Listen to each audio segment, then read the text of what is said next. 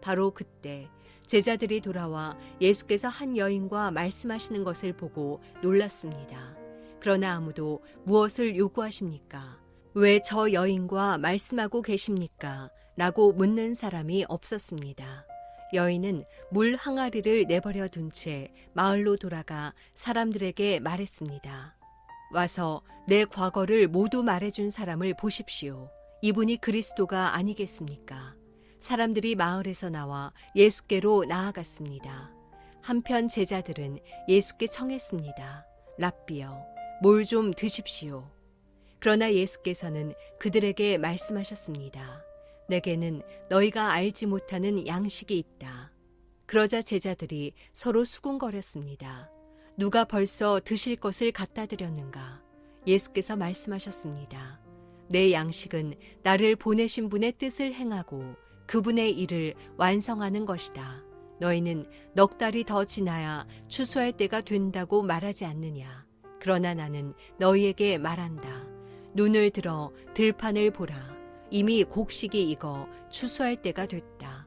추수하는 사람은 이미 삭슬 받았고 이제 영생의 곡식을 거두어 드리고 있다.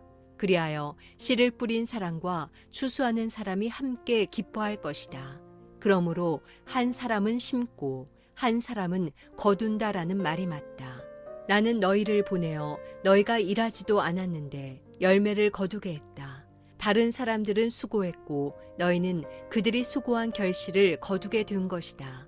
그 마을에 사는 많은 사마리아 사람들은 여인이 그분이 내 과거를 모두 말해준 사람이다라고 증거했기 때문에 예수를 믿었습니다. 그래서 사마리아 사람들은 예수께 나아와 그들과 함께 머물 것을 청했습니다. 예수께서는 그곳에 이틀 동안 머무르셨습니다. 그래서 더 많은 사람들이 예수의 말씀을 듣고서 믿게 됐습니다. 사람들이 여인에게 말했습니다. 이제 우리가 믿는 것은 당신의 말 때문에 믿는 것이 아니오.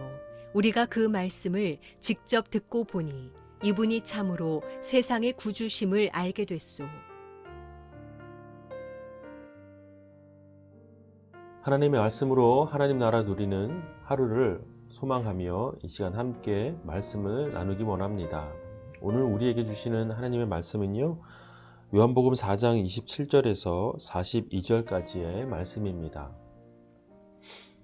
우리는 계속해서 사마리아 동네에서, 특별히 수가성에 사는 한 여인과의 예수님과의 만남, 그 만남의 스토리를 계속해서 보고 있는데요.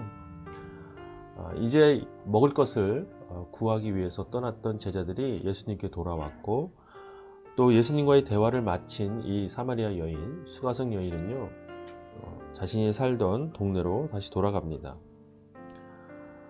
특별히 오늘 본문 가운데 저에게 가장 깊이 와닿는 구절은요, 28절부터 30절까지의 말씀입니다. 28절에 여인은 물 항아리를 내버려 둔 채 마을로 돌아가 사람들에게 말했습니다. 와서 내 과거를 모두 말해준 사람을 보십시오. 이분이 그리스도가 아니겠습니까? 라고 말합니다. 이 여인은 예수님이 누구신지를 분명히 알았습니다. 단순한 선지자, 랍비가 아니라 이 땅에 있는 모든 죄인들을 구원하러 오신 메시아이심을, 진정한 구원자이심을 이 여인은 알게 되었습니다. 그래서 자신의 인생이 변화되어지고 새로운 가치가 부여된 삶을 살아갈 수 있는 존재로서의 변화, 그것을 이 여인은 깨닫고 또 경험하게 되었습니다. 그러니 이 여인은 그 기쁨과 환희를 가지고 마을로 돌아가 사람들에게 외쳤던 것입니다. 과연 이분이 그리스도가 아니겠습니까? 라고 말입니다. 이 여인은 예수님께서 말한 영원히 목마르지 않은 그 생명수를 이미 맛본 것입니다. 그러니 그 마음속에 얼마나 기뻤겠습니까? 그래서 이 여인은 마을 사람들에게 돌아가 그 사실을, 자신이 경험한 그 내용들을 알렸던 것이죠. 지금은 그런 모습을 잘 볼 수 없지만 한국교회가 8, 90년대를 거쳐오면서 급격한 부흥의 시대를 맞이합니다. 2000년대 들어서까지도 많은 교회에서 전도의 운동, 전도 어떤 구령이나 그런 활동들을 많이 했습니다. 전도팀을 꾸려서요, 시간이 날 때마다 주변 이웃 주택들을 돌며 전도 활동을 하곤 했습니다. 그런데 제가 그런 모습을 보면서 한 가지 좀 의아한 생각이 들었던 것은, 전도 활동하는 것은 좋으나 전도 활동에 참여하는 사람들 중에 몇몇은 전도에 대한 목적, 참된 의미를 발견하지 못한다는 것이었습니다. 그러니 많은 사람들이 참여하는 것에 그저 동조하고 우르르 그 안에 섞여 따라가는 모습들을 발견하게 되었습니다. 그리고 전도에 대한 어떠한 결과물, 즉 성취가 나타나지 않으면 쉽게 그 전도에 대한 마음이 식어져 버리는 것도 발견할 수 있었습니다. 전도는 분명히 필요합니다. 예수님께서 이 땅에 우리 모든 그리스도인들에게 주신 지상 최대의 사명이기 때문에 예수 그리스도께서 전하신 그 복음을 전하는 그 전도의 활동은 모든 그리스도인들에게 모두 주어진 이 땅에서의 사명이 분명합니다. 그러나 그 복음을 전하는 일, 즉 전도에 대해서 우리가 마음을 가질 때, 그것에 우리가 행동할 때 분명한 목적이 있어야 합니다. 그것은 바로 생명을 살리는 일, 즉 오늘 사마리아 여인을 예수님께서 만나주신 것처럼 이 땅에서 목말라 하는 갈급한 영혼들을 찾아가 예수 그리스도를 소개하는 그 목적, 그 의미를 우리는 분명히 가져야 합니다. 그러기 위해서는 여러분 가장 중요한 건 무엇인지 아십니까? 바로 이 사마리아 여인처럼 예수님을 만나는 일입니다. 예수님께서 주시는 그 생명수를 마시는 일입니다. 맛보는 일입니다. 그 경험과 그 맛보는 일이 없다면 결코 우리는 목말라 하는 자들에게 예수 그리스도라는 생명수를 전해줄 수 없는 것입니다. 간단히 생각해 보십시오. 우리가 맛보지 않고서는요, 우리가 어떤 요리나 어떤 음식에 대해서 결코 완벽하게 소개할 수 없을 것입니다. 그 음식이 어떤 맛인지를 맛보아야지만 우리는 전할 수 있습니다. 물론 그 내용에 대해서 우리가 지식적으로 알고 전할 수 있지만 그것은 한계가 있는 것입니다. 사랑하는 여러분, 오늘 이 여인이 마을 사람들에게 그 기쁨을 가지고 전할 수 있었던 근거는 바로 이 여인이 예수님을 만났기 때문입니다.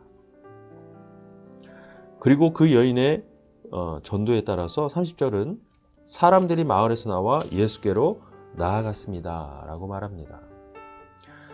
여러분이 사랑하고 여러분은 마음 가운데 품고 있는 전도의 대상자가 있다고 여러분이 생각하신다면 먼저 여러분이 예수님을 만나도록 노력하십시오. 어떻게 그 사람에게 예수님을 소개할까, 복음을 전할까, 이 고민보다 먼저 여러분이 예수님이 누구신지를 친밀하게 삶에서 경험하는 것, 매일매일 예수님과 함께하는 것, 그것이 먼저입니다. 그렇게 될 때 여러분이 의도하지 않고 여러분이 의지적으로 행동하지 않아도 여러분의 말과 여러분의 행동은 이미 마을을 향해 달려가는 사마리아 여인처럼 여러분이 품고 있는 그 영혼을 향하여 달려가고 있을 것입니다. 오늘 하루도 여러분을 찾아오시는 예수님을 깊이 만나고 경험하는 그런 복된 하루가 되기를 주님의 이름으로 축복합니다. 기도하겠습니다. 살아계신 하나님 아버지, 감사합니다. 오늘도 예수님 만나 예수님과 함께 동행하는 하루를 살게 하여 주옵소서. 날씨는 점점 추워지고 마음은 움츠러들지만 우리의 영은 온전히 예수 그리스도 앞에 반응하며 살아갈 수 있도록 도와 주옵소서. 그래서 우리의 말과 행실을 통하여 갈급한 영혼, 또 예수님을 몰라 목말라는 영혼들에게 예수님을 소개할 수 있는 그런 사명을 감당하는 하루가 되게 하여 주옵소서. 감사드리며 예수님의 이름으로 기도합니다. 아멘. 사랑하는 여러분, 이 시간 각자에게 주신 말씀을 묵상하고 또 그 말씀을 붙들고 오늘 하루를 의탁하며 하나님 앞에 기도하겠습니다.